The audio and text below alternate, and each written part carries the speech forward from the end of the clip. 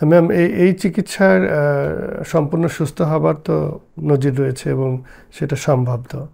আসলে সিজোফ্রেনিয়া গুরুতর মানসিক রোগের মধ্যে একটা রোগ। সেখানে আসলে কিছু মানে প্রগনোসিসের ব্যাপারে বা এটা পুরোপুরি সুস্থ হয়ে যাওয়ার ব্যাপারে কিছু এখনো ওভাবে বলা যায় না।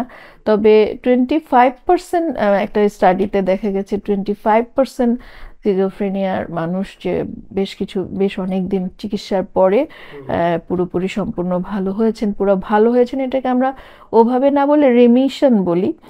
মানে রিকভারি মানে একদম ভালো হয়ে যাওয়া, রিমিশন মানে যে কোনো সময় একদমই ভালো হয়ে গেছেন, সিমটম একেবারেই নাই, ট্রিটমেন্টও সম্পূর্ণ হয়েছে, কিন্তু তারপরও যে কোনো সময় আবার ফেরত আসতে পারে, এই ব্যাপারটা থাকে।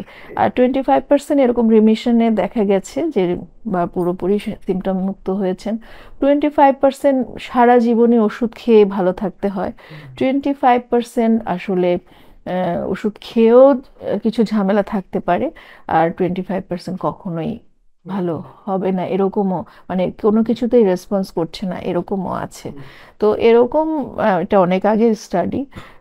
বর্তমানে আরো অনেক নতুন নতুন ওষুধ বেরিয়েছে। তো একেবারেই যে কিউরেবল কিউরেবল নয়, তবে ম্যানেজেবল এটা বলা যায়।